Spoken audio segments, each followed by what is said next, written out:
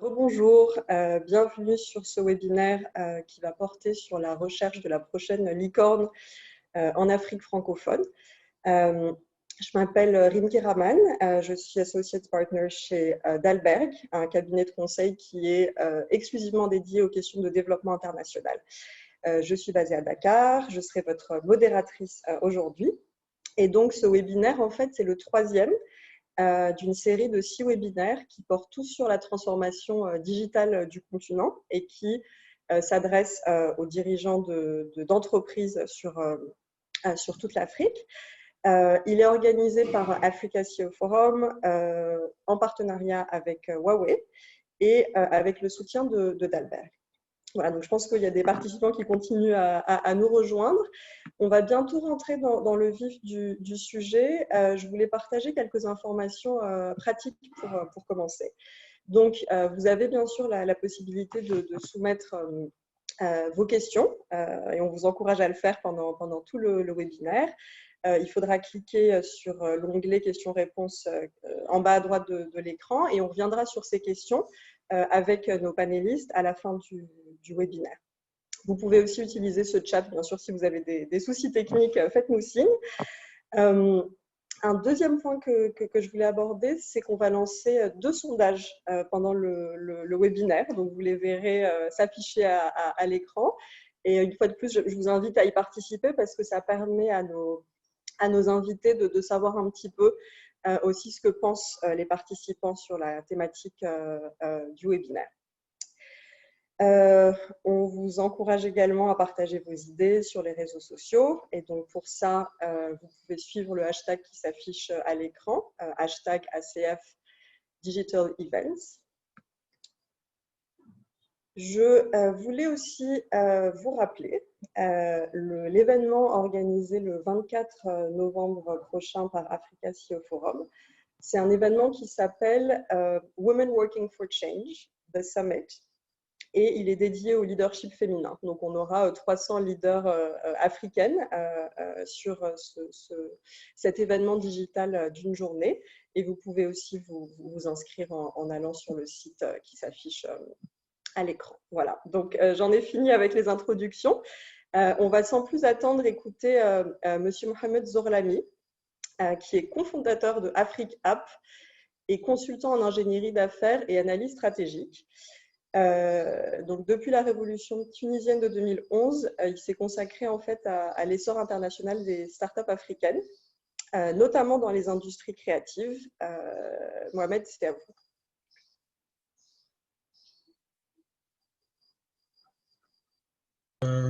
Bonjour, j'avais oublié de mettre mon micro. Vraiment très heureux, merci à toute l'équipe de Jeune Afrique et du CEO Forum de cette possibilité qui m'est octroyée de présenter un peu, l'écosystème. Donc là, je présente, c'est ça, ou je dois présenter, je dois déjà démarrer la présentation, Rim? Si la présentation que j'ai faite vous convient, vous pouvez démarrer la présentation. C'est impeccable. Donc, moi, je vais commencer donc, la présentation. Je vais essayer d'expliquer, puisque la problématique qui nous a été posée aujourd'hui est de déterminer pourquoi et s'il y a vraiment un problème entre les écosystèmes francophones et les écosystèmes anglophones. Et donc, comme vous voyez sur les chiffres et sur les présentations qui vont être données, dans l'intitulé de la présentation, il était indiqué que 2 milliards d'investissements concernent à peu près l'Afrique dans le domaine des startups et seuls 175 millions vont à l'Afrique francophone. Et notre questionnement aujourd'hui, pourquoi ? Pourquoi cette différence? Qu'est-ce qui explique cette différence? Et je vais essayer de poser les bases pour que les différents intervenants qui sont présents aujourd'hui puissent en débattre. Et moi, je vais commencer déjà par la langue. La langue, si on évoque le problème entre francophone et anglophone, c'est qu'il y a un problème déjà au niveau de la langue. S'il y a un problème au niveau de la langue, c'est que, bien sûr, l'anglais, c'est la langue des affaires, c'est la langue internationale par excellence. Les pays anglophones donc, sont mieux armés pour la mondialisation. Et le constat que l'on fait, et moi je le fais chaque année, depuis plusieurs années, mais chaque année à travers AfriCap, qui est l'événement aujourd'hui, l'un des plus grands événements sur les startups africaines, puisqu'on reçoit pratiquement tous les écosystèmes, qu'ils soient arabes, africains, anglophones, africains, donc francophones ou lusophones.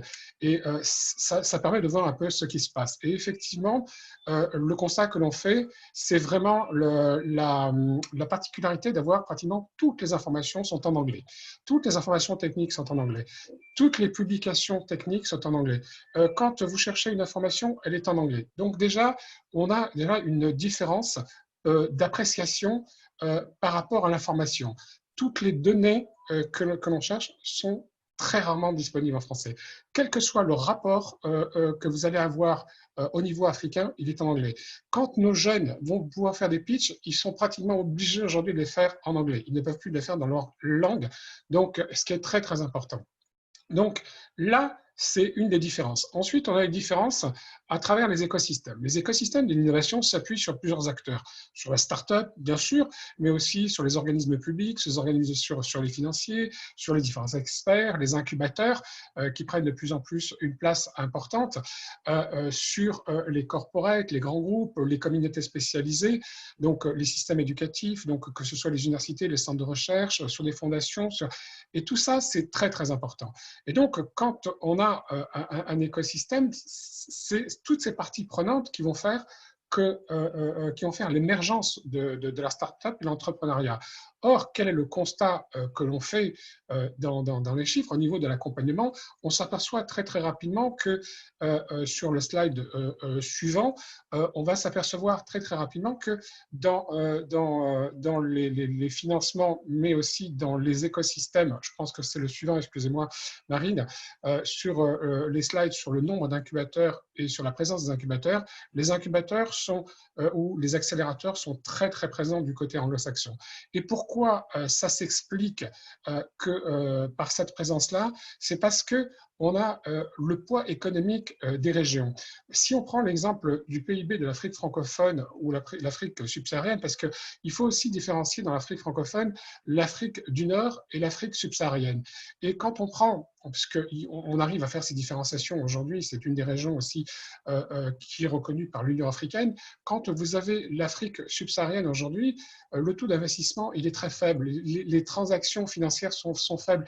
Il y a très peu de grands groupes qui pèsent face au côté anglophone.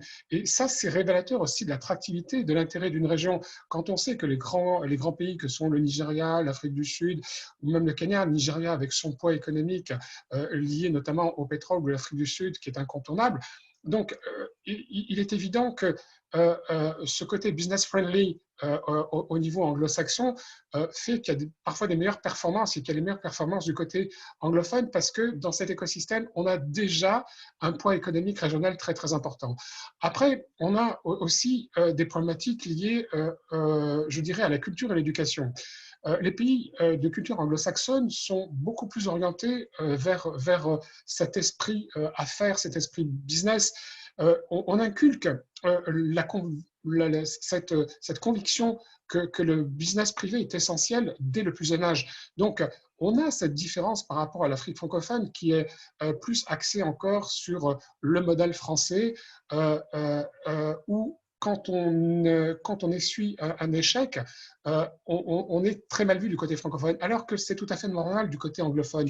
Donc, les jeunes anglophones ont une culture véritable de l'entrepreneuriat, donc ils sont plus ambitieux. Et moi, je le constate quand on fait des jurys, quand on a des jurys au sein d'Africa ou Africa in Colors, la différence entre les jeunes francophones ou les jeunes anglophones, les jeunes anglophones sont beaucoup mieux armés, ils arrivent et même leur présentation, vous savez, quand on présente, et je pense qu'il y a un responsable, il y a une spécialiste ici de l'investissement, quand on présente des business plans au niveau anglophone, au niveau francophone, ce n'est pas du tout la même chose. Du côté francophone, vous avez parfois 15, 30, 40 pages, alors que du côté anglophone, on va à l'essentiel. C'est ce qui caractérise aussi un peu ce côté-là. Donc, il y a cette culture entrepreneuriale qui est très, très importante et on constate également dans ce contexte-là, c'est que cette culture des business angels, la culture des business angels, puisque l'association donc ABAN, qui est anglo-saxonne, est une émanation donc, du côté anglophone. On a très peu de business angels du côté francophone, ils sont en train de se structurer. Donc, ça commence. Ce qui m'amène à parler du capital investissement, qui est une des composantes essentielles de l'écosystème. Et comme je l'expliquais par rapport au poids économique, il est évident aujourd'hui que la plupart et la majorité des grands capitals, des grands fonds d'investissement, du capital d'investissement se retrouvent du côté anglo-saxon. Vous avez énormément de fonds au Kenya, en Afrique du Sud, dans ces grandes régions que l'on voit sur l'écran, Afrique du Sud, Nigeria, Égypte. Égypte est devenu un très, très grand pays de start-up. L'écosystème égyptien aujourd'hui se classe en deuxième position. Donc, parce qu'ils ont des investisseurs qui viennent aussi du monde anglo-saxon, mais aussi du Moyen-Orient. Donc, cette disponibilité des fonds du côté anglo-saxon s'explique par, bien sûr, le poids économique, mais elle s'explique également par les contraintes politiques, parce que il est plus facile de faire du business du côté anglophone que du côté francophone, où on a encore un peu ce côté administration, ce côté un peu rigoriste. Et ce qui est intéressant dans l'aspect administration, c'est que tout est fait du côté anglophone pour accompagner, voilà, excusez-moi, pour accompagner la partie, ça m'a perturbé, la partie, l'accompagnement des entreprises anglophones, elle se fait beaucoup plus facilement parce que le cadre est plus adapté. Les fiscalités également est plus adaptée. Quand on sait que, par exemple, les jeunes pousses en Afrique francophone, dès qu'elles lèvent des fonds, elles ont tout de suite le fisc sur le dos, comme le disaient certains jeunes avec qui j'ai pu discuter, que ce soit au Cameroun, en Côte d'Ivoire. Donc, c'est important. Ensuite aussi, on a… Mohamed, excusez-moi, je vous coupe comme ça, on en laisse un peu à dire aux autres D'accord. Donc, panélistes. je vais parler aussi les contraintes politiques, il y a les contraintes donc, économiques, il y a aussi les contraintes de terrain, les réalités de terrain, il y a les écosystèmes qui ne sont pas assez intégrés, donc c'est très, très important. Je vais parler aussi des problématiques liées, bien sûr, et qui fait la grosse différence, c'est l'éducation. Dans les derniers rapports de Shanghai, on voit très bien puisque quand on a besoin d'un écosystème, on a besoin de compétences. Et dans les compétences, on voit très très bien que les grandes écoles, les grandes universités sont prioritairement les mieux classées sur les anglo-saxonnes, ce qui fait une différence. Donc voilà un peu le cadre qui est posé, on va en discuter, mais les grandes différences, elles se situent là aujourd'hui. Désolé Rim, je suis parti, j'ai peut-être un peu trop dit, mais voilà un peu le débat est posé. Non, c'était parfait. Merci beaucoup d'avoir partagé les perspectives. Et effectivement, on aura l'occasion de revenir sur la plupart des thèmes avec nos panélistes. Donc, on va passer au panel. On voudrait aussi lancer le premier sondage dont je parlais tout à l'heure. Et donc, le sujet sur lequel on veut l'avis des participants du webinaire, c'est vraiment la principale contrainte, en fait, selon vous, qui est rencontrée par les startups d'Afrique francophone. Donc, vous voyez plusieurs résultats qui s'affichent à l'écran. N'hésitez pas à nous donner vos avis. On reviendra un peu sur les résultats tout à l'heure. Je vais maintenant vous présenter nos trois panélistes. Voilà, donc vous voyez les photos qui s'affichent. On a Monsieur Christian Géquinou, qui est associé gérant de Fanaka & Co, une agence qu'il a lancée en janvier en fait, de cette année et qui se spécialise sur le développement de l'entrepreneuriat, de l'innovation et du numérique en Afrique. On a Madame Nousbi, qui est responsable d'investissement en charge de la Côte d'Ivoire chez Investisseurs et Partenaires. Donc, IEP, c'est un groupe d'investissement d'impact dédié au développement des PME africaines. Et enfin, on a Monsieur Raymond Mendy, qui est actuel directeur général de Texaf Digital Campus, qui est un hub d'accompagnement de l'entrepreneuriat numérique en RDC. Donc, Raymond a travaillé dans la téléphonie mobile et il a aussi dirigé à un moment l'incubateur CETIC Dakar. Bienvenue à tous. On va avoir 3 panels. La première thématique qu'on va aborder en panel concerne l'impact de la crise sanitaire sur les startups d'Afrique francophone. Donc, vous l'avez rappelé, Mohamed, mais avant la crise, c'était moins de 10% du financement octroyé au continent qui allait vers ces startups francophones. Aujourd'hui, évidemment, c'est l'économie mondiale qui est touchée. Et donc, je voudrais commencer par vous, Nous, pour savoir, avec votre casquette d'investisseur, si vous avez observé une différence au niveau de la demande. Où se situait finalement la demande des startups avant et après la crise, que ce soit en termes de type de financement ou de secteur? Ok, merci beaucoup, Rim. En termes de type de financement, la demande en Afrique francophone existait. Elle était, cela dit, moins forte qu'en Afrique anglophone, parce qu'on a un environnement qui est moins développé. Ce qu'on a vu pendant la crise, c'est, je pense, un décalage un petit peu en temps. Au démarrage de la crise, les entreprises devaient d'abord réfléchir et travailler sur les questions opérationnelles. Donc, on avait un petit ralentissement.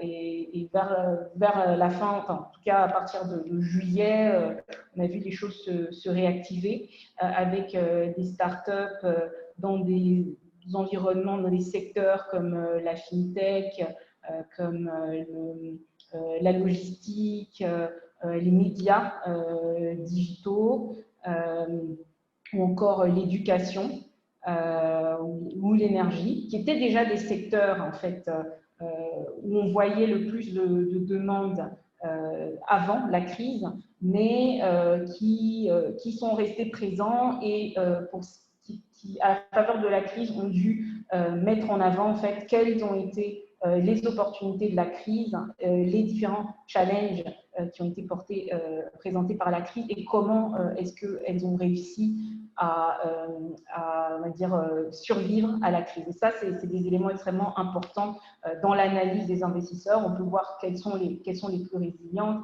quelles sont celles qui vont on va dire, profiter de la vague de digitalisation qui arrive. Donc, on sent quand même un impact de la crise sur le mode de financement. Merci beaucoup. Je vais me tourner vers Raymond pour voir si vous partagez son expérience en termes d'impact de la crise sur les startups. Nous, ça a évoqué notamment les fintech et c'est vrai qu'il y a eu beaucoup d'espoir sur le fait que l'adoption de gestes barrières allait constituer une opportunité pour le développement des paiements numériques et à distance. Et donc, est-ce que c'est un mythe ou une réalité? Enfin, je dirais que la situation du financement des startups entre les phases de pré et post-Covid n'a pas réellement changé en environnement, je dirais en environnement francophone. Maintenant, il est vrai que certaines ont bénéficié des effets positifs, dont les fintechs, et là, c'est une vraie réalité, parce que quand on regarde, on a certains opérateurs de services de paiement électronique ont vu doubler leur performance. Et ça, il faut dire que c'est grâce aussi à tous les autres services qui se pluguent à leur système de paiement électronique, dont nous vient d'évoquer, que ce soit la food tech, que ce soit la logistique. Bien entendu, pour certaines, l'EduTech et les médias, c'est un peu plus compliqué à définir le modèle économique, sans compter aussi l'e-santé. Parce que là, nous avons vu aussi beaucoup de solutions d'e-santé qui n'ont pas pu, à qui on a permis au moins de démontrer en fait leurs solutions. Mais globalement, au niveau des fintech, là, c'est une vraie réalité. Je pense qu'on a donné un sacré coup de fouet au développement de fintech. Merci. Donc, fintech, de façon évidente, le secteur de la santé et aussi l'EduTech, même si, comme vous dites, le business model est à voir. Christian, est-ce que vous avez vu certaines de ces startups se réaliser quelque part en tant que crise? Est-ce que vous pouvez nous donner des exemples, en fait? Oui, merci Rim. C'est vrai qu'il y a certaines startups qui ont tiré leur épingle du jeu. Je pense que la crise est un révélateur. Avant peut-être de donner des exemples, je vais préciser que je crois que la crise a permis aussi, notamment aux dirigeants des pays africains de mieux prendre en compte ou de mieux tenir compte en fait des startups et des solutions que les startups peuvent apporter dans les environnements africains. Parce que pendant longtemps, les startups étaient regardées un peu comme des jeunes qui bricolaient ou qui fabriquaient quelque chose et pour se donner bonne conscience, on mettait en place des ministères de l'économie numérique, alors que c'était juste une évolution de nom des anciens ministères des Postes et Télécommunications. Et parfois, on disait, on fait de l'innovation, on va lancer des incubateurs. Mais en fait, c'était juste parce qu'on s'était considéré comme étant des buzzwords, mais ce n'était pas réellement intégré dans les politiques publiques. Mais je pense que la crise a permis, en tout cas dans beaucoup de pays, à ce que le regard puisse évoluer au niveau des dirigeants publics, de se rendre compte qu'effectivement, les startups, comme on dit, peuvent apporter de vraies solutions au développement de ces pays-là. Et pour donner des exemples précis, enfin, je vous parlais tout à l'heure de tout ce qui était EdTech ou EduTech. Moi, j'ai en souvenir une expérimentation qui a été lancée au Bénin avec une startup qui s'appelle Classe 19, je crois, et qui, pendant la crise, parce que on s'est rendu compte soudainement du jour au lendemain que, à cause des mesures barrières, les étudiants qui étaient en classe d'examen notamment ne pouvaient plus continuer à aller à l'école. Donc, il fallait assurer une certaine continuité des cours. Et vous savez que dans nos environnements, dans la plupart des pays africains, en tout cas de l'Afrique subsaharienne, on n'a pas encore des systèmes d'information digitalisés où les écoles ou les collèges ne peuvent pas permettre forcément à des élèves de continuer à suivre des cours en étant chez eux. Les gens n'étaient pas du tout préparés à ça, mais du jour au lendemain, il fallait trouver des solutions. Et donc, on a cette startup-là qui s'appelle Classe 19 et qui très rapidement, dans un premier temps, a contacté des profs, des professeurs dans des établissements et leur a demandé de participer à cette expérience où ils ont conçu des modules de formation qui ont été filmés, des ateliers de travaux pratiques, des cours, et ça a été filmé pour aider les étudiants en classe d'examen à continuer à bénéficier des cours, des ateliers, et pour les aider aussi à ne pas perdre du temps et pouvoir aller aux examens. Et ce qui est particulièrement intéressant, je trouve, dans l'expérience, c'est qu'ils ont intégré des contraintes liées à l'environnement, parce qu'on est dans des environnements où on a beau parler du développement du numérique, on a encore des taux de pénétration qui sont relativement faibles. On a surtout très peu de personnes qui ont la capacité d'avoir accès à des débits qui peuvent permettre justement des cours en ligne ou de suivre des vidéos en stream. Et donc, ils ont mis ces cours-là sur des supports CD, des CD-ROM. Hein. On en voit de moins en moins dans les pays développés, mais on en voit encore beaucoup en Afrique, sur des CD-ROM ou sur des clés USB. Et ils ont distribué des CD-ROM avec des cours, ils les ont distribués dans des réseaux, principalement des réseaux de pharmacie. Et j'ai trouvé que c'était une expérience particulièrement intéressante dans le sens où ils ont intégré une contrainte que tout le monde n'a pas la possibilité forcément d'avoir accès à une connexion Internet. Et ça a un coût, la connexion Internet.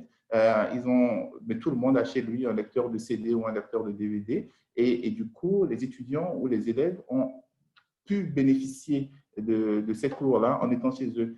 Et quand la crise je ne vais pas dire elle est passée parce qu'on est encore en pleine crise et notamment on est en confinement encore en France, mais quand la crise a évolué, je vais dire, dans les pays africains, cette startup Classe 19, ils ont continué, donc ils ont maintenant intégré tous ces supports-là, tous ces supports de cours dans une tablette qui a été conçue de façon à n'héberger que des contenus et qui peut se mettre en jour automatiquement parce que les cours se mettent à jour et ils ont fait des deals avec un opérateur, je pense que c'est un opérateur de téléphonie mobile au Bénin, pour que la tablette puisse bénéficier d'une connexion uniquement pour la mise à jour de ces contenus-là, avec un modèle économique qui est lié à l'acquisition de la tablette et à des prélèvements, on peut payer par mobile money, etc. Donc c'est vraiment astucieux. Voilà. Oui. C'est la question que j'allais vous poser justement, celle du business model et vous avez déjà répondu. Merci beaucoup. Vous vouliez rajouter quelque chose ou on peut poursuivre? Ok, on va poursuivre. Merci beaucoup Christian, merci Raymond et nous, si on va vous retrouver tout à l'heure pour un deuxième panel. Entre-temps, je suis curieuse de savoir ce que nos participants ont répondu au premier sondage. Et vous devriez tous voir les résultats qui s'affichent à l'écran. Donc, on a quand même une claire majorité sur le fait que l'environnement des affaires propice à l'expérimentation et la prise de risque est le principal élément, et la culture entrepreneuriale vient juste après. C'est parfait, merci pour vos réponses. Et donc, je vais maintenant vous introduire notre première invitée dans le cadre de ce webinaire, Monsieur Adnan Ben Halima, qui est vice-président en charge des relations publiques pour la région Méditerranée de Huawei North Africa et qui a occupé différents postes chez Huawei Technique Vente Stratégie, en travaillant entre autres depuis le Maroc, couvrant la Tunisie et la Libye. Adnan, c'est un plaisir de vous avoir aujourd'hui. Donc, on a entendu les perspectives des panélistes sur finalement, est-ce que la crise ou pas, c'est une opportunité pour la digitalisation. Je voudrais vous proposer d'oublier, si c'est possible, un moment la crise sanitaire. Et est-ce que vous pouvez nous dire, de façon plus globale, les opportunités que la digitalisation représente pour les startups? Bonjour Rim, bonjour à tout le monde, merci pour l'invitation. Alors, en fait, crise ou pas crise, il y a une tendance globale qui se met en place. Je pense que nous vivons vraiment une transformation profonde des économies mondiales dans tous les secteurs. Et cela grâce à l'introduction du digital dans ces secteurs-là. D'ailleurs, il y a une fenêtre qui s'ouvre pendant les quelques années qui se présentent, d'accord, qui vont définir le futur des économies de chaque pays après. Qu'est-ce que je veux dire? C'est que dans quelques années, enfin maintenant on parle de l'inclusion digitale au sein du même pays, mais si des pays ne prennent pas les bonnes mesures dans les 2 prochaines années ou 3 prochaines années, on parlera d'inclusion digitale entre pays. D'accord? Pourquoi? Parce que le digital, c'est un levier très important d'accélération économique dans les secteurs clés. D'ailleurs, suivant une étude d'Oxford Economics, l'économie digitale, sa vitesse de croissance, elle est 2,5 fois plus importante que l'économie réelle, enfin traditionnelle, pas réelle, mais traditionnelle, d'accord? Ensuite, les investissements dans l'économie digitale, de façon générale, ils sont 6 fois plus rentables que des investissements dans des domaines classiques ou traditionnels. Donc, ce qui ouvre vraiment une vraie opportunité pour les startups. Donc, je pense qu'il y a vraiment un bon coup à jouer, surtout que le digital, c'est un levier qui permet aux startups d'être plus productives et plus efficaces. Donc, c'est un complément au facteur humain. Mais aussi, d'investir dans le digital, c'est vraiment un bon créneau en ce moment. Parce que, comme on l'a dit, donc il y a vraiment une forte demande et une fenêtre d'opportunité qui se présente. Après, il faudra avoir aussi des prérequis pour avoir ce résultat-là. Premièrement, c'est les prérequis humains, donc c'est les ressources humaines disponibles, qualifiées, et on parle d'écosystème. Donc, un écosystème qui favorise, donc, qu'on peut le créer en parlant de l'éducation et des formations, etc. Donc, pour avoir les bonnes personnes spécialisées dans le domaine. Et aussi, donc, pour alimenter ces startups, il faudra aussi que les États ou bien les gouvernements de chaque pays soient ouverts à l'innovation et aussi à transformer ces secteurs clés de l'économie pour permettre d'alimenter ou de faire vivre ces startups-là pour une première phase. Et après, le point positif aussi pour le digital, c'est qu'il n'y a plus de frontières physiques. De telle façon, si une startup qui est spécialisée dans le domaine d'éthique, elle a tout le monde comme cible pour évoluer après. Dernier point que je voudrais évoquer aussi dans le digital, c'est que la définition même de la relation client-entreprise, elle est en train de changer complètement. Donc, ce rapport entre une entreprise et ses clients, il est en train d'être bouleversé positivement, bien sûr, à l'aide des outils digitaux. Donc, ça ouvre plein d'opportunités de dialogue, d'offering, de services, etc. En ligne, comme on le sait tous, et ça va encore s'accentuer dans les prochaines années. Merci Anne. Vous avez bien parlé des différentes briques en fait, d'écosystèmes qui sont nécessaires. Et c'est vrai que dans le cadre de ce webinaire, on parle de l'Afrique francophone, mais évidemment, ce n'est pas un tout. On a des contextes très différents. Est-ce que vous pouvez très rapidement nous dire en fait, les similarités, les différences que vous avez observées entre différents pays dans lesquels vous avez travaillé? Alors, moi, je parlerai de l'écosystème des startups suivant 5 axes principaux. Donc, le premier axe, c'est l'axe juridique ou le cadre administratif pour les startups pour évoluer. Le deuxième axe, c'est la disponibilité des ressources humaines en termes de talent, en termes d'écosystème, etc. Le troisième point, c'est l'empowerment, c'est qu'est-ce que l'État ou l'écosystème des gouvernements peut faire pour aider ces startups à travers des appuis politiques ou des connexions ou d'ouverture de marché, etc. Et le dernier point, ça sera et aussi, bien sûr, donc, il y a l'aspect financement. Et le dernier point, ça sera aussi la capacité des gouvernements à être innovants et à se transformer perpétuellement pour ouvrir de nouvelles opportunités à ces startups pour vivre. Donc, je pense que dans les pays francophones, il y a des dispersions entre les États, mais il y a des pays où le cadre juridique ou le cadre réglementaire il est en train d'évoluer très positivement. Je parlerai tout à l'heure du cas de la Tunisie, par exemple, avec le Startup Act, qui a donné un bon résultat sur une année. Et je pense que l'Algérie est en train de suivre. Il y a une annonce dernièrement par le gouvernement algérien, par la bourse, qu'il y aura aussi un cadre réglementaire qui sera défini vers la fin de l'année pour permettre aux startups, pour encourager les startups, etc. Ensuite, donc, il y a le cadre juridique administratif qui est plus avancé de certains pays à d'autres. Il y a aussi le secteur financier ou l'accès au financement qui est très développé dans certains pays par rapport à d'autres. Mais de façon générale, il y a une similitude, c'est que l'accès à la devise étrangère est toujours limité dans ces pays-là. Donc ça, c'est toujours un problème qui freine le développement des startups. Ensuite, les opportunités qui s'ouvrent aux startups, je pense que tous les marchés des pays francophones sont demandeurs, mais extrêmement demandeurs, si vraiment il y aura une impulsion politique pour innover et pour les différents secteurs d'économie, parce que tout reste à faire maintenant. Donc, du coup, le marché, vraiment, il y a une vraie similitude. Le marché, il est demandeur et on attend que de voir des startups spécialisées dans chaque domaine pour évoluer dans ces pays-là.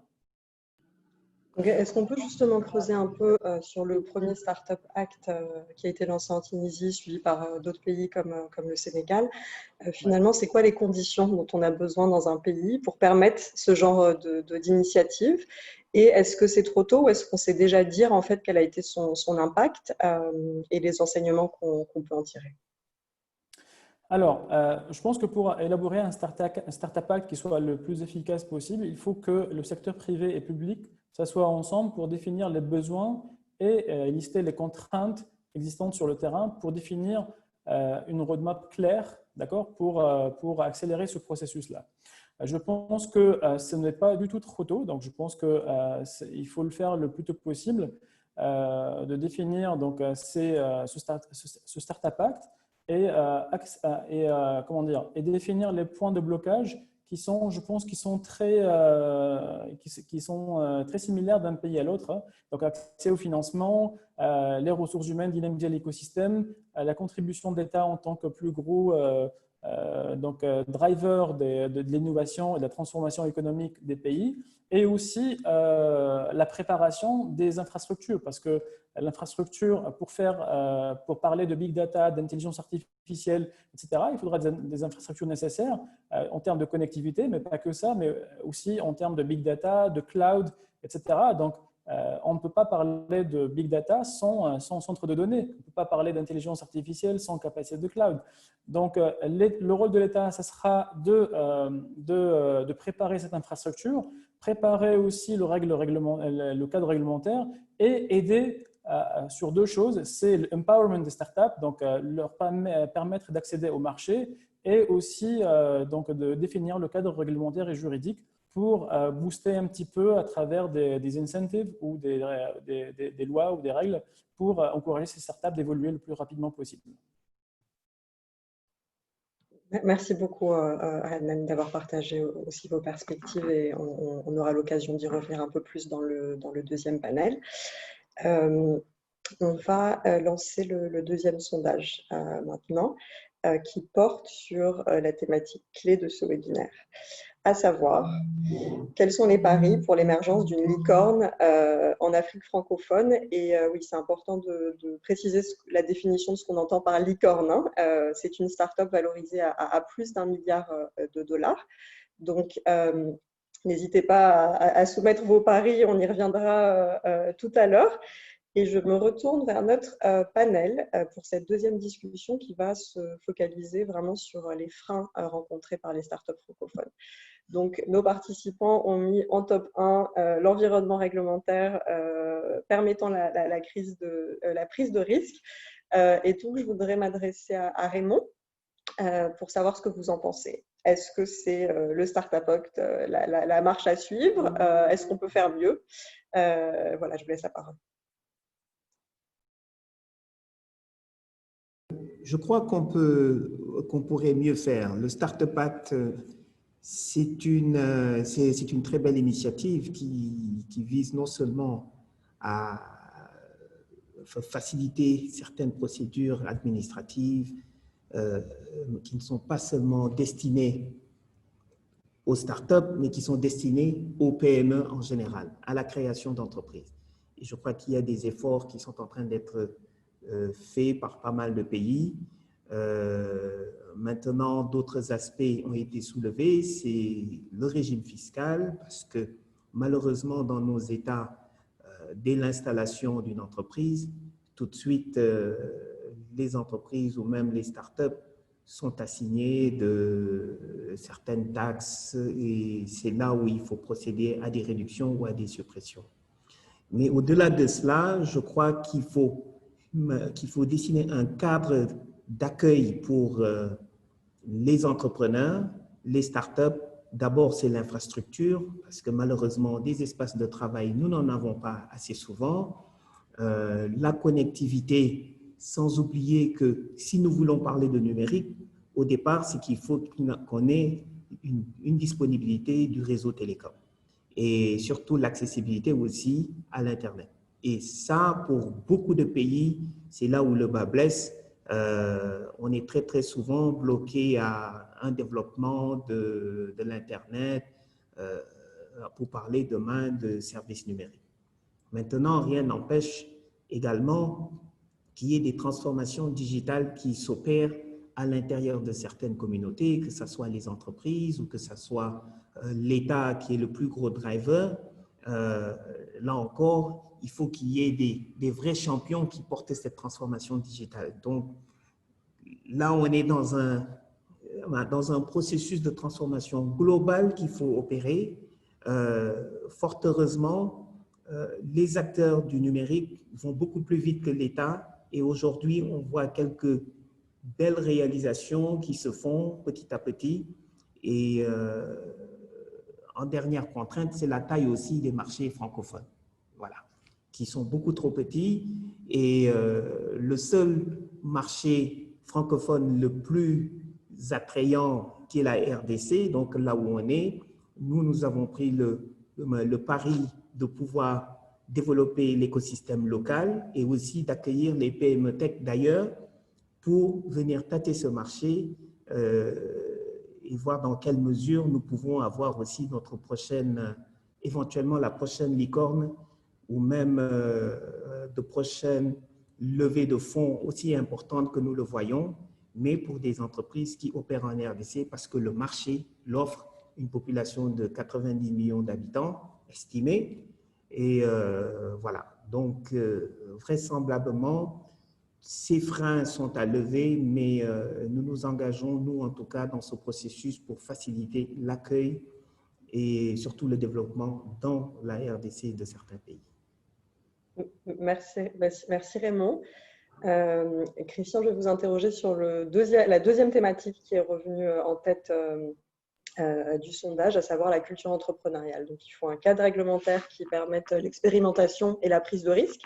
Mais qu'en est-il de la culture? Est-ce qu'il y a vraiment des éléments distinctifs en termes de culture entrepreneuriale en Afrique francophone? Apparemment, oui, puisque même les internautes notent en deuxième position que la culture entrepreneuriale est un des facteurs qui fait la distinction sur le développement des affaires entre les deux écosystèmes. Oui, moi je pense que la culture latino-française est différente de la culture anglo-saxonne. On sait que les anglo-saxons ont une approche beaucoup plus pragmatique en général des choses et que la culture latino-française, on va dire, a une approche un peu plus, enfin, un peu moins pragmatique. On est plus dans la forme, on est plus dans la description, pendant que les anglo-saxons vont vouloir aller directement à l'essentiel. Donc, quand on applique ça aux affaires, on se rend compte qu'on a des startups anglophones ou des startups issues des pays anglophones qui ont tendance à appliquer beaucoup plus les concepts de lean startup, c'est-à-dire d'aller beaucoup plus rapidement au contact du marché, de perdre beaucoup moins de temps dans la préparation, dans la conceptualisation de leur projet, alors qu'on va se retrouver dans des environnements français où on va plus passer du temps dans la réflexion autour du projet avant d'aller sur le terrain. Donc, ça fait toute la différence parce qu'on sait qu'une startup, il faut aller très rapidement se confronter au marché, intégrer les réponses du marché, pivoter et adapter la réponse aux besoins du marché et pas passer énormément du temps dans la phase de conception, dans une très bonne fabrication d'un super produit ou d'une super solution avant de passer au marché. Donc, fondamentalement, j'ai l'impression que dans l'approche du business, elle n'est pas pareille. Et indépendamment des startups, d'ailleurs, ça se retrouve dans d'autres environnements. Après, qu'est-ce qu'on peut faire potentiellement? Moi, je pense qu'il faudrait qu'on apprenne un peu plus la culture entrepreneuriale dès la base. Je sais qu'il y a des pays qui commencent à avoir une expérimentation de cours d'entrepreneuriat dans des écoles déjà au niveau du primaire. J'ai entendu parler d'une expérimentation en cours au Rwanda. Je pense que c'est des choses qui doivent être généralisées dans les pays francophones, c'est-à-dire montrer la capacité à identifier des opportunités dans son environnement, donner des cours, les cours qu'on retrouve bien plus tard dans les incubateurs sur le lean startup, sur la capacité à pivoter, sur le prototypage rapide. C'est des éléments de réflexion qui vont permettre à nos startups et à nos entrepreneurs dans les pays francophones d'aborder le business de façon beaucoup plus pragmatique et de façon beaucoup plus rapide. Bien, merci Christian. Et je me tourne maintenant vers Nous. Parce que c'est vrai qu'on impute souvent les retards en fait, qu'on constate soit aux entrepreneurs, soit aux écosystèmes dans lesquels ils évoluent. Et j'ai envie de vous poser bien sûr la question de la responsabilité de l'investisseur dans ce retard. Selon vous, finalement, qui détermine cet agenda stratégique d'investissement des startups en Afrique francophone? Ok, donc oui, en effet, une des raisons du retard, n'est pas la première, mais une des raisons, c'est le fait qu'il y ait peu ou moins, en tout cas, d'investisseurs en Afrique francophone qui sont intéressés par les startups. La réalité, c'est que en Afrique francophone, vous voyez une plateforme comme Abidjan, il existe des fonds, certes, il en existe moins, et surtout, ces fonds-là vont aller sur des classes d'actifs qu'ils considèrent être moins risquées. Donc, des PME de plus ou moins grande taille, plutôt de grande taille d'ailleurs, qui ont déjà un historique et qui recherchent des fonds pour se développer. Donc, c'est un choix qui est aussi justifié parce qu'il existe des gaps importants de financement sur ce segment-là. Mais la réalité, c'est que dans cet environnement, on va préférer aller sur ce type de société. Mais pourquoi est-ce que c'est le cas? Je pense qu'il y a plusieurs raisons. Une des raisons, c'est probablement lié à l'intérêt même des gestionnaires de fonds qui voient qu'en termes de modèle économique, c'est plus intéressant d'aller sur des tickets plus importants. Ça améliore un petit peu la rentabilité des fonds, ça améliore les ratios de productivité des équipes, hein, c'est une des raisons.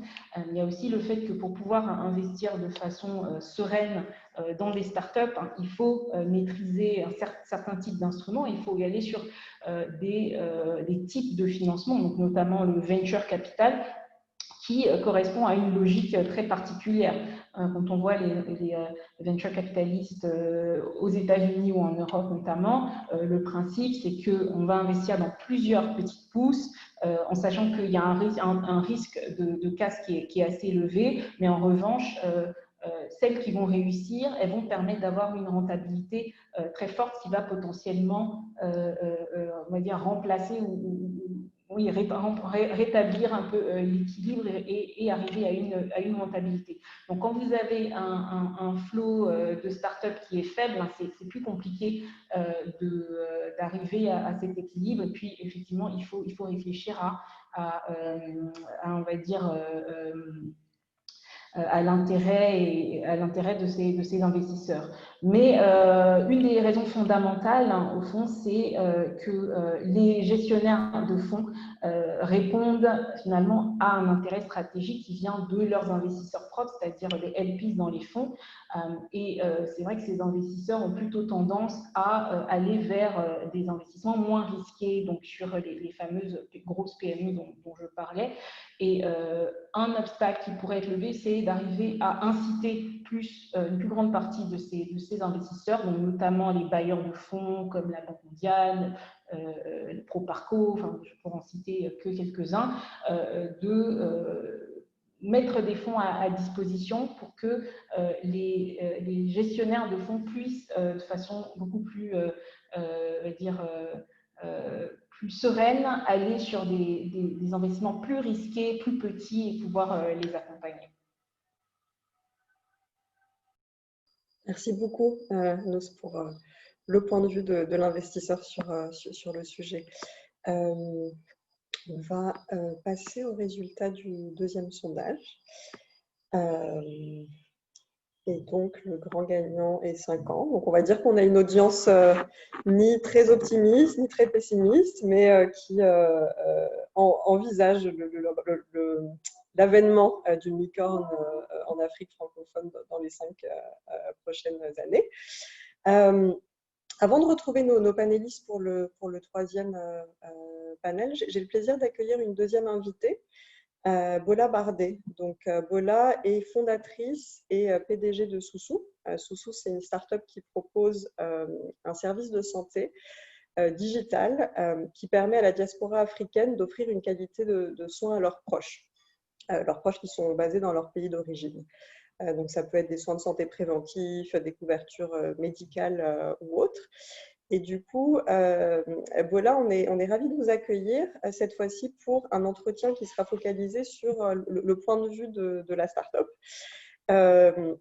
Et donc, peut-être pour commencer brièvement, on a beaucoup parlé des contraintes rencontrées par les entrepreneurs et j'aimerais juste savoir quelle a été vraiment l'expérience vécue de Soussou et est-ce que les contraintes dont on a parlé depuis tout à l'heure, est-ce qu'elles varient en fonction des étapes de développement d'une entreprise? Bonjour, je vous remercie infiniment pour l'invitation. C'est vrai que je me suis retrouvée dans tous les sujets qui ont été évoqués jusque-là. Il y a plusieurs sujets. On a parlé du financement. Effectivement, très tôt, Soussou a été confronté à la question du financement et on a été effectivement assez, si j'ose dire, surpris de constater, parce que moi j'ai évolué dans un environnement anglo-saxon très rapidement. J'ai travaillé au développement de Soussou avec des personnes qui ont monté des startups dans des pays anglo-saxons. Et c'est vrai qu'en termes d'ambition, de développement et de levée de fonds, on n'était pas dans le même ordre d'échelle que lorsqu'on parlait avec des investisseurs francophones. C'est-à-dire que de parler d'investissement en termes de millions de dollars quand on est une start-up early stage, ça ne semblait pas forcément choquer des investisseurs d'un point de vue anglo-saxon, alors que très vite, ça pouvait en tout cas troubler les investisseurs français qui ne comprenaient pas d'un point de vue du framework où on se situait et pourquoi on prétendait qu'à notre stade, on pouvait prétendre lever autant d'argent. Donc, il y a déjà ça. Et pour moi, de toute façon, les dés sont d'office pipés parce que sans se battre à armes égales, on ne peut pas y arriver. On ne peut pas faire de licorne lorsqu'on n'est pas en mesure de lever des sommes suffisantes pour se développer rapidement et concurrencer des startups qui sont dans le même secteur dans les pays anglophones. Donc, c'est déjà un frein qui fait que forcément, si on est dans le même domaine, la startup anglophone qui pourra lever dans les 2 millions d'euros même au stage presque de l'idée, hein, je ne parle pas d'utopie, il y a eu des levées en plein Covid de ce montant-là dans le domaine de la santé, de la part de startups anglophones, alors que dans l'environnement francophone, pour moi en tout cas, pour les discussions que j'ai pu avoir avec les investisseurs, c'était pas possible, quoi. Le deuxième sujet sur la partie de l'environnement légal, politique, voilà, ça aussi, c'est quelque chose que j'ai aussi expérimenté, auquel on a été assez vite confronté du point de vue de Soussou. Effectivement, on est présent en Côte d'Ivoire. Rien que sur la partie administrative, ça donne presque envie de baisser les bras déjà. Il ne faut pas baisser les bras. Je peux vous pas interroger sur un... Ouais. Et voilà, pour des choses tellement triviales comme de la création d'entreprises ou le dépôt d'une demande de licence de courtage, des choses comme ça. Mais ça peut prendre une telle énergie, ça peut tellement prendre de temps, du temps qui est précieux aux startups, hein, et qu'on a envie de consacrer à faire autre chose et qu'on ne comprend pas pourquoi c'est aussi lent. On est confronté à ça. Je ne dis pas que c'est différent dans les startups, dans l'environnement anglophone, mais en tout cas, c'est ce que moi j'ai constaté. C'est toute cette lourdeur administrative, sans compter la partie financière qui a été évoquée par Monsieur Fiscal, qui a été évoquée par Monsieur Mendy. Effectivement, on est une startup, on n'a pas d'argent. Et dès lors qu'on est incorporé, avant même de générer du revenu, l'État commence déjà à nous demander de payer des impôts. Et ça, c'est vraiment incompréhensible, quoi. Il y a également, voilà, sur le côté, on va dire, l'écosystème, c'est pas forcément, on va dire, dans les temps de crise, c'est intéressant. Pardon, voilà, je peux creuser juste parce que vous avez parlé du point de Raymond justement sur la fiscalité, mais il y a un autre point dont il a parlé et dont on a peu parlé pour l'instant, qui est la taille des marchés. Donc évidemment, il y a le cadre, mais ensuite, on opère sur des marchés très petits, à l'exception de la RDC, comme il l'a rappelé. Et du coup, voilà, il y a une question qui se pose, qui est comment est-ce qu'on fait pour qu'une startup comme Soussou continue son expansion sur d'autres pays, mais peut-être aussi la question de l'usage de l'utilisateur final. Donc, on est dans des contextes, encore une fois, techniques, culturels différents. Et donc, qu'est-ce qu'on peut faire aussi pour accompagner les utilisateurs finaux dans les usages avec l'objectif final de passage à l'échelle. En fait, ce qu'on cherche, c'est vraiment la possibilité de cibler vraiment une clientèle assez importante pour que la start-up devienne une licorne. Très bien. Oui, sur la question de la taille du marché, on en revient au même sujet, tout à fait. On parle d'un pays comme le Nigeria, en termes de population qui représente à peu près, 8 fois la Côte d'Ivoire. Donc, mécaniquement, moi, je cible la diaspora. Forcément, la diaspora ivoirienne est beaucoup, beaucoup moins importante dans le monde que la diaspora nigérienne. Donc déjà, la taille du marché pour une start-up nigérienne qui ferait la même chose que Soussou serait déjà un avantage compétitif par rapport à ce qu'on fait. Mais de toute façon, quand on est une start-up, on ne connaît pas de limite territoriale. Aujourd'hui, je suis francophone par mon origine, mais mes visées, mes ambitions en termes de start-up sont panafricaines. Je ne vise pas uniquement les marchés africains, francophones. Effectivement, aujourd'hui, on est en Afrique francophone parce que c'est les marchés dans lesquels, pour nous, c'est plus évident de démarrer une activité. Mais très vite, on sait que pour scaler, pour passer à l'échelle, à la mesure de nos ambitions, et en plus sur un sujet qui est celui de la santé, qui est un sujet universel, on a l'ambition d'arriver très vite dans les marchés anglophones. Donc, c'est un problème de démarrage, mais à long terme, je ne pense pas que ce soit un frein. D'un autre côté, il ne faut pas seulement voir le verre à moitié vide, il faut aussi le voir à moitié plein. Je considère que ça peut être une opportunité, le fait qu'on est dans des marchés qui sont plus petits, donc un peu moins concurrentiels, effectivement. Donc, il y a une possibilité de se développer plus vite, on va dire, de saturer le marché, si j'ose dire, plus rapidement que dans des pays comme le Nigeria, si j'ose dire, ou l'Afrique du Sud, où il y a beaucoup, beaucoup plus de compétition. Donc, voilà, des avantages qu'on peut avoir. Et pour répondre à votre question par rapport à la culture et aux us culturels, nous, on l'a très vite expérimenté chez Soussou également. On a très vite prétendu, et ce n'est pas au sens péjoratif, hein, être une start-up dans le domaine de la santé digitale. Encore faut-il que le marché soit prêt au digital. Donc, on a été confronté à des contradictions, notamment dans le cadre du Covid, où on a vu que, effectivement, les clients ne souhaitaient plus, nos bénéficiaires ne souhaitaient plus sortir de chez eux pour aller honorer leurs rendez-vous médicaux. Toujours est-il que la télémédecine reste une solution qui, théoriquement, semble bonne et apporte finalement la santé, on va dire au last mile, dans les régions un peu plus reculées en théorie. Voilà, il faut passer outre le frein culturel, où on a besoin du contact physique avec le médecin, et passer outre également, on va dire, l'adaptabilité technologique des solutions existantes avec les réalités qu'on a sur le marché. Ça, c'est sur le côté technologique. Et ensuite, sur le côté culturel, il y a cette peur. Je pense que c'est plutôt d'un point de vue de la diaspora africaine, parce que je m'adresse, moi, à la diaspora africaine. Hein, je propose un produit de santé à la diaspora. Tout de suite, on vient avec une forme de défiance, si j'ose dire, de doute, de peur, de manque de confiance par rapport à la personne qu'on a en face. C'est une start-up, ce n'est pas un grand groupe français. Voilà. Et on a forcément besoin, on arrive avec ce handicap-là contre lequel on doit lutter pour finalement asseoir une marque et pouvoir passer à l'échelle plus facilement.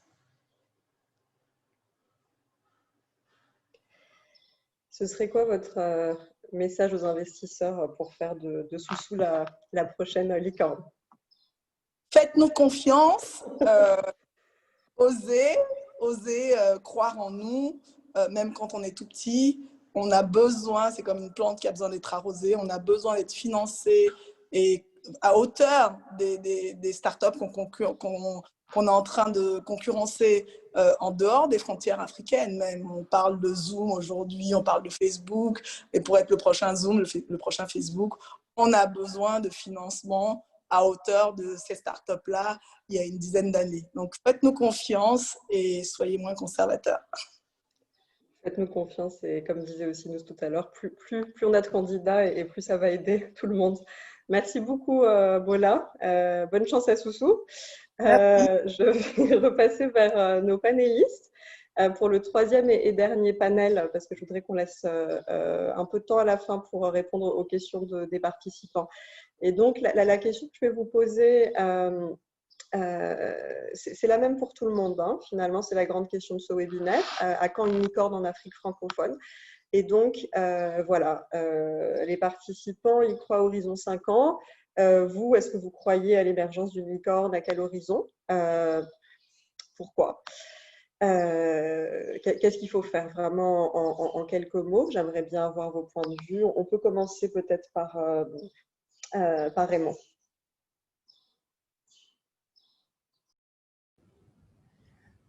Alors, je dirais, je pourrais théoriser là-dessus, sur la prochaine licorne en Afrique.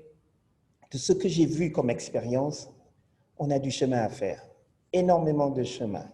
D'un point de vue culturel, comme les autres panélistes ou même les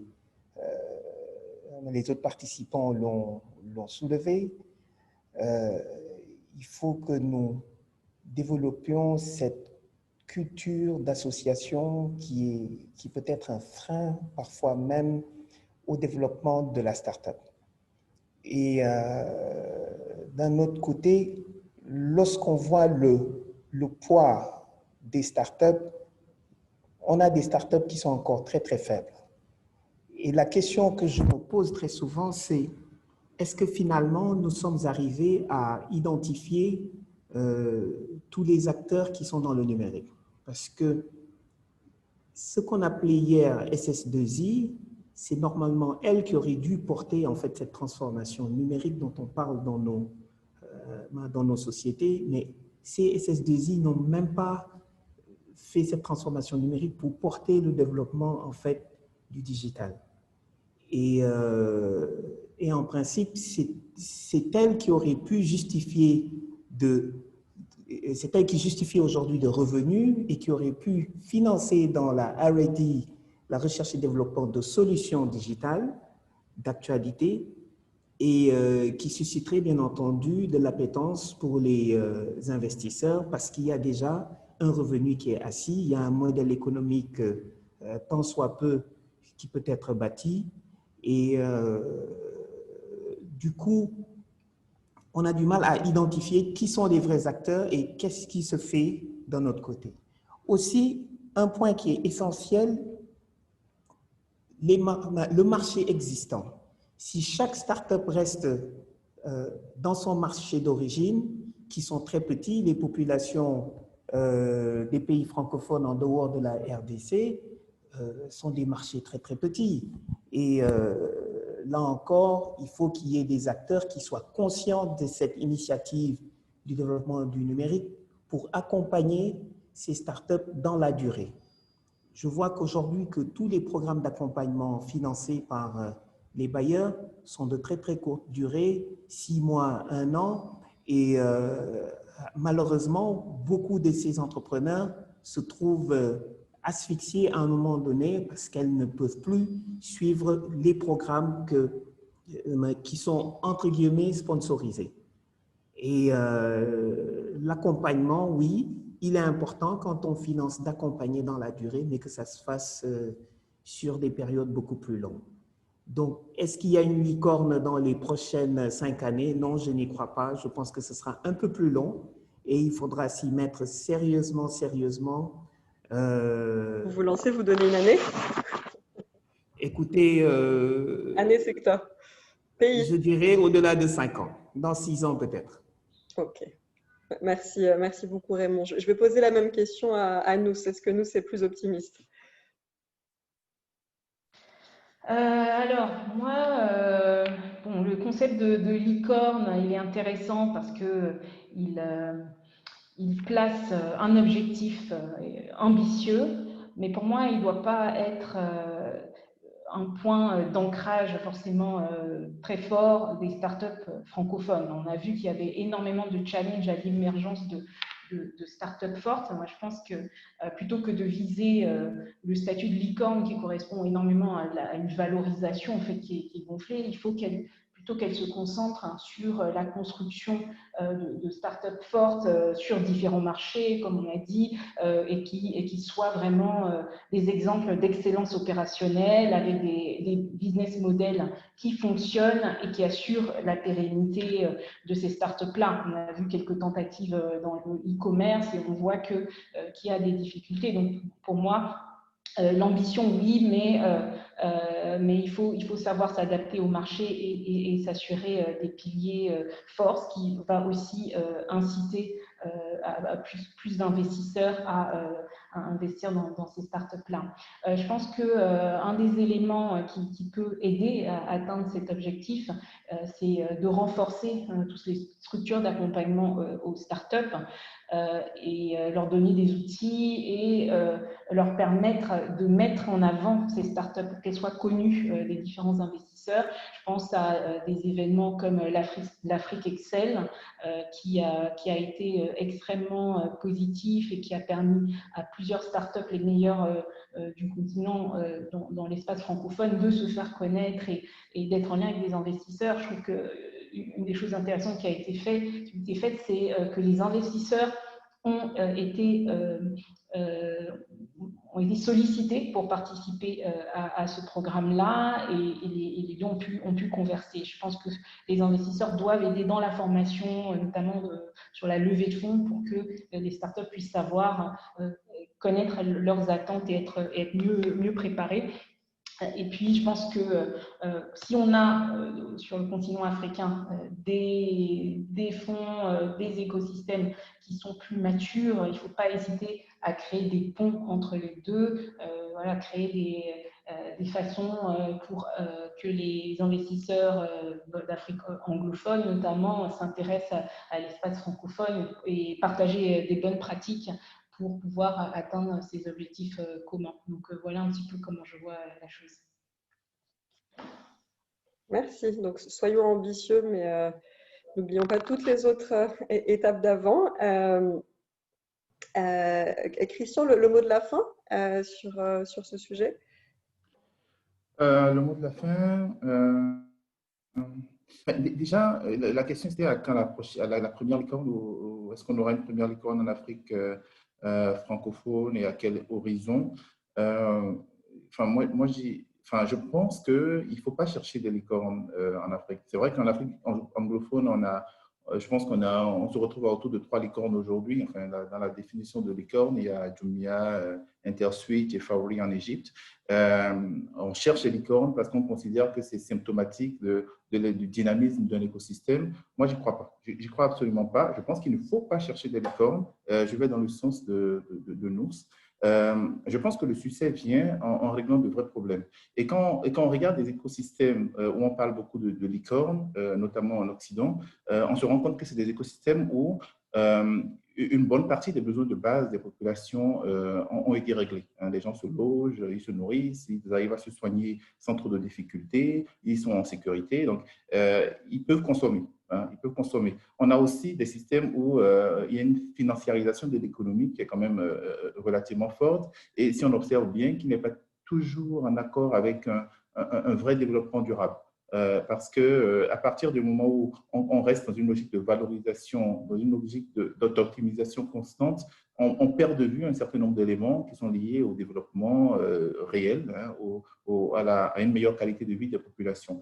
Et un point important, c'est le fait aussi qu'on parle de licorne. En fait, on attire beaucoup l'attention sur la valorisation, alors que la valorisation, ce n'est pas du tout un critère de réussite. Aujourd'hui, moi, je suis toujours estomaqué de voir dès qu'une startup lève de l'argent, on commence à la féliciter comme si c'était l'aboutissement, comme si c'était une fin en soi. Et le critère du succès aujourd'hui des startups en Afrique, c'est devenu la levée d'argent. Moi, c'est extraordinaire. Enfin, je ne sais pas à quel moment est-ce qu'on a perdu le sens des réalités. Dès que tu t'endettes, dès que tu lèves de l'argent, on considère que tu as réussi et tout le monde t'applaudit et on oublie le reste. Alors que c'est absolument faux. La levée d'argent, la levée de fonds n'est pas du tout une fin en soi. Et ce n'est absolument pas le signe que vous êtes en train de réussir. Ça veut juste dire que vous avez réussi à parler à des investisseurs et à leur montrer un potentiel. Et tout le travail reste à construire après.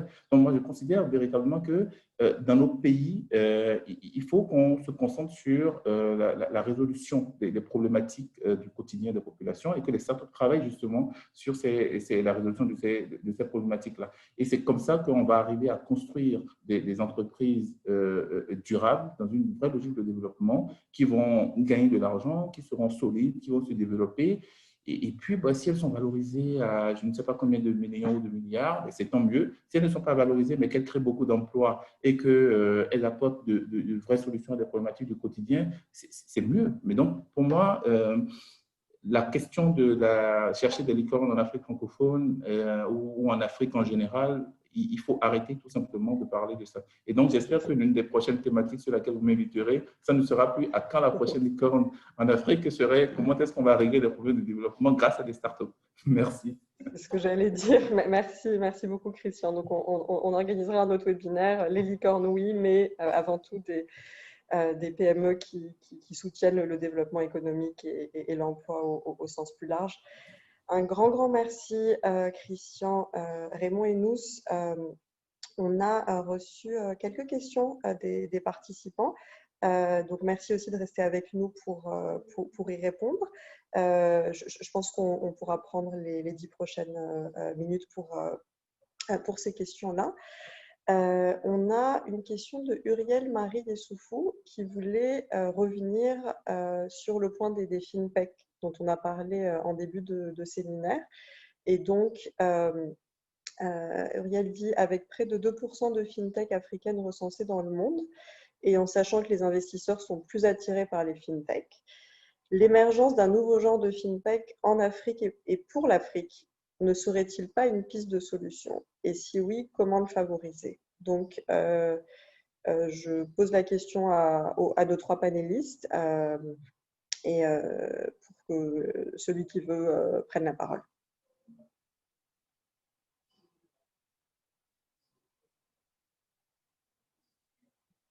Sinon, je désignerai.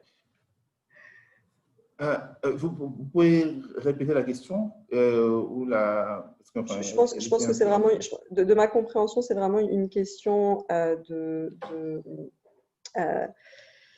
développement de solutions ancrées dans les réalités locales. Donc, la question se concentre sur les FinTech, mais finalement, la question, c'est à quand des FinTech par et pour l'Afrique et comment est-ce qu'on peut les favoriser? À quand il y en a déjà, enfin, apparemment, Raymond voulait peut-être réagir. Non, vas-y, je voulais réagir. Ok.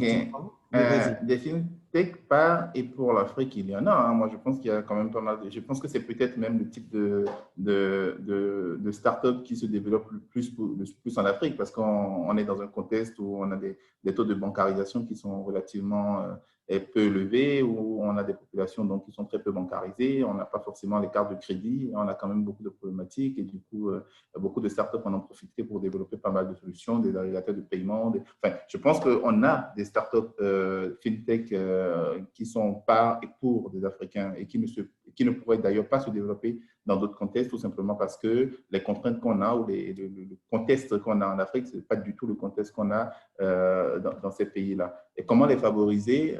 Moi, je pense que le marché va les favoriser. Et naturellement, il y en aura qui vont réussir et d'autres qui vont échouer ou qui vont mourir, tout simplement parce que dans ce genre de configuration, on se rend compte que plus une startup se développe, plus elle prend de l'emploi, plus elle prend le marché et les autres ne suivent pas. C'est la stratégie de first take all, quoi. Et donc, progressivement, on va arriver à avoir quelques fintechs comme ça qui vont très bien se développer parce que le marché va se charger de la régulation. Oui, merci. Je pense que… Oui, pardon. C'est Raymond qui voulait intervenir? Oui, tout à fait. Je voulais juste rajouter qu'un exemple patent, c'est tout le développement du mobile money. Hein. Je pense que c'est le début même du développement des fintech.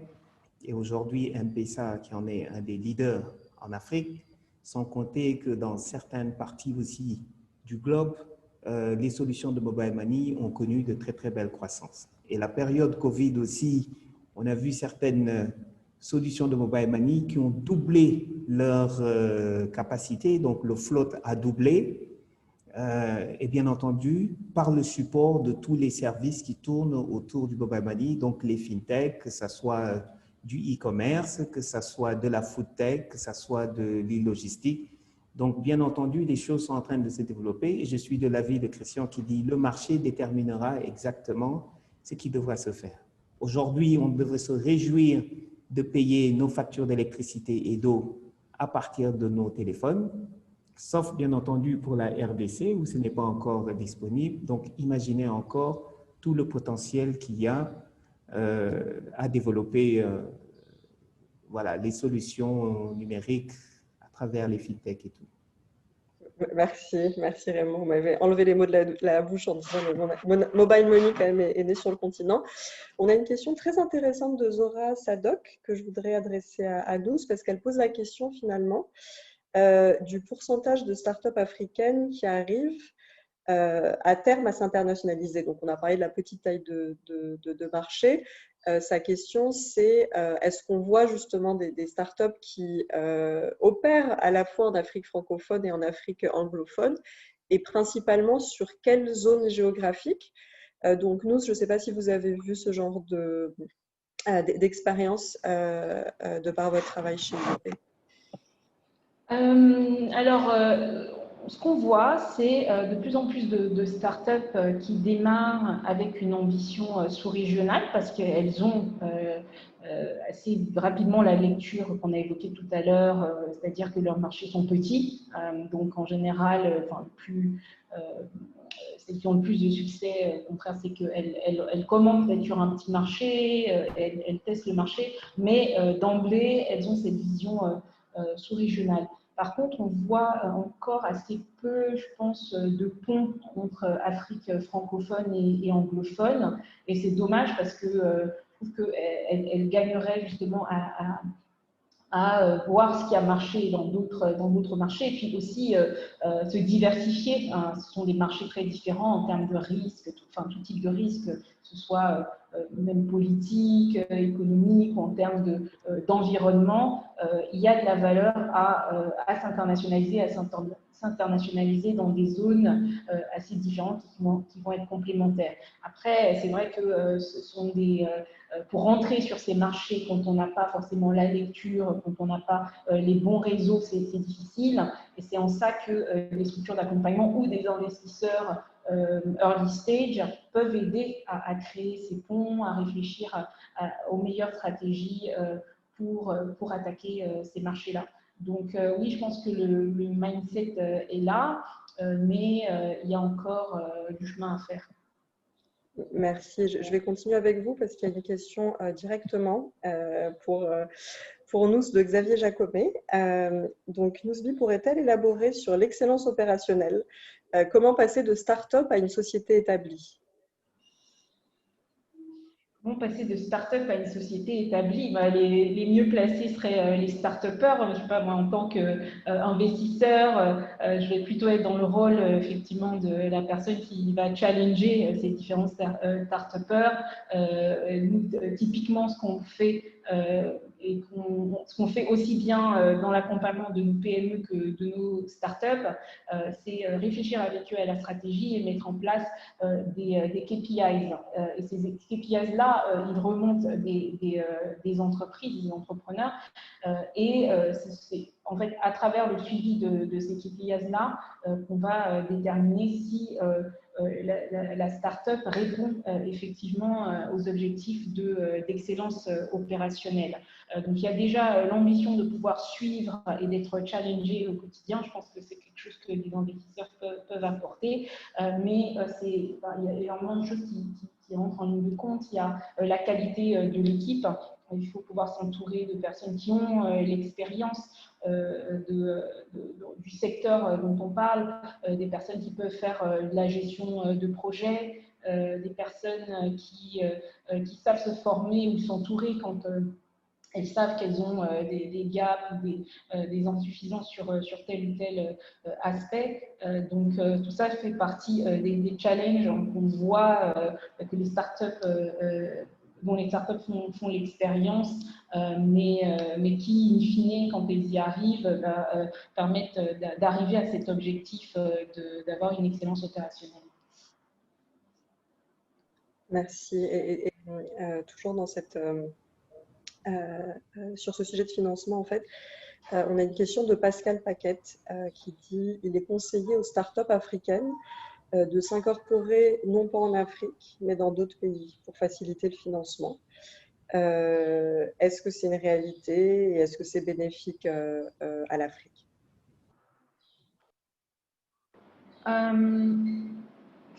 Ok, des aussi, je pense. Non, ne pas s'incorporer en Afrique, non pas forcément. Je pense que c'est important de pouvoir s'incorporer en Afrique, d'autant plus qu'on a dit qu'il y avait peu d'investisseurs africains, mais le peu qui existent sont souvent des agendas africains et des investisseurs qui exigent pour certains que les entreprises soient incorporées en Afrique. Pour celles qui ont des opérations dans différents pays et qui doivent consolider, c'est vrai que le plus simple, c'est d'arriver à consolider sur des plateformes financières qui ont beaucoup d'avantages, par exemple la facilité de faire du business, la présence de services financiers importants. Donc là, je pense à Maurice, donc une Maurice qui est encore aujourd'hui une plateforme privilégiée pour la consolidation en holding de certaines startups. Certaines startups décident de s'incorporer ailleurs. Je pense au Delaware, par exemple, aux États-Unis, pour celles qui ont accès, ou ailleurs en Europe. Ça a un avantage qui est celui de pouvoir intéresser d'autres types d'investisseurs, donc non africains, et qui sont plus nombreux. Mais bon, il faudrait encore que ceux-ci aient un intérêt pour l'Afrique et que les start-upers sachent parler à ces investisseurs-là. Donc, je dirais pas forcément de nécessité d'ouvrir par ailleurs. On a des solutions en Afrique, mais il y a d'autres opportunités ailleurs, donc pourquoi pas. Et donc, je vais passer à la dernière question que je voudrais soumettre à la fois à Christian et à Raymond, qui nous vient de Harley Mackenson Kengelewa, fondateur du site d'information SIO Afrique. Harley pose la question en fait de savoir si aujourd'hui on a des startups ou PME africaines issues de l'espace francophone et susceptibles de se transformer potentiellement en licorne. Si ce n'est pas des exemples précis d'entreprises, est-ce qu'on peut donner une indication en termes de pays et qu'est-ce qui leur manque pour franchir ce cap? Donc je sais que Christian pas forcément se focaliser sur la licorne, mais voilà la question que nous pose Harley pour terminer.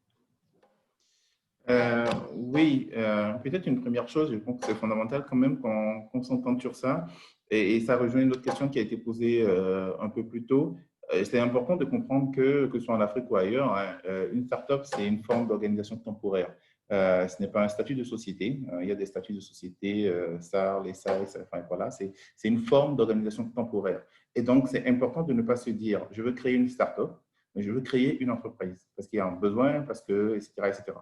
C'est une forme d'organisation temporaire, principalement parce que je fais face à un certain nombre d'incertitudes, des incertitudes qui peuvent être liées au marché, qui peuvent être liées à ma manière de concevoir ma solution ou mon produit, qui peuvent être liées à ma manière de vendre, à mon modèle économique. Et en fait, toutes ces incertitudes-là nécessitent de la R&D, nécessitent des pivots, et c'est tout ça qui fait que finalement, j'ai besoin des investisseurs parce qu'en face, j'ai un potentiel de croissance important. Et donc, comment faire en sorte qu'une startup se transforme en TPE ou en PME, comme la question avait été posée? Moi, je pense que c'est des entreprises avant tout. Ce n'est pas une startup et ensuite je vais la transformer en PME, etc. Non, je crée une entreprise. Après, ça peut être considéré comme une startup parce que c'est une technologie, ou etc., etc. Et après, elle se développe ou elle ne se développe pas, tout simplement. Maintenant, est-ce qu'on connaît des startups qui ont le potentiel de devenir des licornes, même si je n'aime pas les licornes? Bon, oui, il y a des entreprises innovantes qui sont dans des pays africains et qui ont, oui, le potentiel d'avoir une valorisation très importante ou de se développer considérablement. Et qui, on regarde bien, on va les retrouver principalement dans des pays où le marché national déjà est un marché important. Raymond a parlé de la RDC tout à l'heure, parce que c'est mécanique, hein.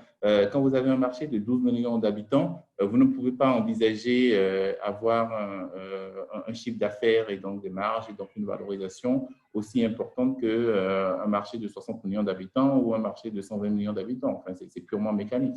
Et donc, on va commencer d'abord par les voir sur les marchés où on a où il y a un marché, il y a une taille de marché suffisante.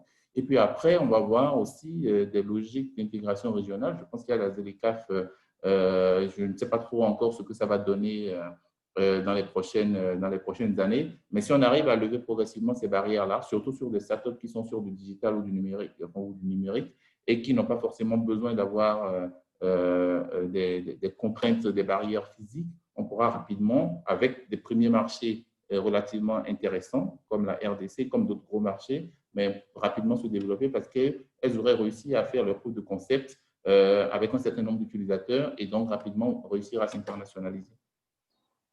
Merci. Raymond, vous voulez peut-être clore justement, vous avez évoqué la RDC tout à l'heure, donc est-ce que votre pari est que on a actuellement des startups qui pourraient être la prochaine licorne? Je dirais qu'aujourd'hui, on a un exemple d'une startup dans la fintech qui aurait pu représenter cette licorne dont on parle, mais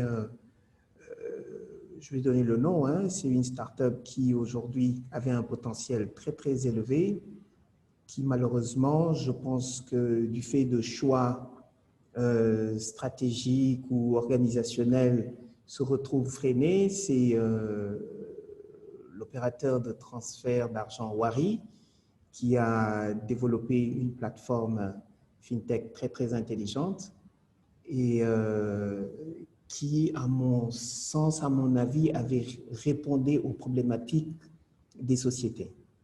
Et pour avoir connu cette start-up, pour ce qu'il y a, elle a grandi beaucoup trop vite, donc elle est passée de start-up, en fait, comme dit Christian, d'un mode opératoire à une entreprise, mais sans tenir compte de beaucoup d'éléments, donc de gouvernance, d'approche stratégique, mais je crois que le potentiel était là pour Wari d'être une des très très grandes licornes. Malheureusement, voilà, les choses sont ainsi faites. Maintenant, s'il y a un clin d'œil à faire, c'est de dire, OK, les startups d'ailleurs, vos marchés sont trop petits, donc pensez à la RDC, donc, qui est un très grand marché, qui en est aujourd'hui au début du développement du numérique. Et bon, moi, je viens à peine d'arriver, ça fait 2 mois en RDC, et je peux vous dire que ce qui se passe en Afrique francophone les 10 dernières années, c'est maintenant que ça démarre en RDC. Donc, il y a quand même un fort potentiel à venir développer certaines activités dans le plug and play. Donc, qu'on n'ait pas à perdre de temps dans la R&D, mais plutôt directement sous forme de JV, joint venture ou d'affiliation pour toutes ces startups qui souhaitent grandir, trouver du volume, donc justifier en fait de leur business, de leur modèle économique. La RDC est un marché très très porteur. C'est entendu, on entend la RDC, puis on a entendu Bola tout à l'heure qui disait le petit marché peut être un avantage concurrentiel aussi. Un grand merci à tous. On va maintenant clore le webinaire. Donc, je voulais vraiment remercier l'ensemble des participants qui étaient avec nous aujourd'hui et l'ensemble de nos intervenants, Adnan, Bola, Christian, Mohamed, Nous et Raymond. Voilà, donc on a le prochain webinaire de cette série qui aura lieu le 19 novembre. Donc, vous le voyez s'afficher à l'écran. Le nom de ce prochain webinaire est Delivering a Broadband Africa. Merci encore et à bientôt.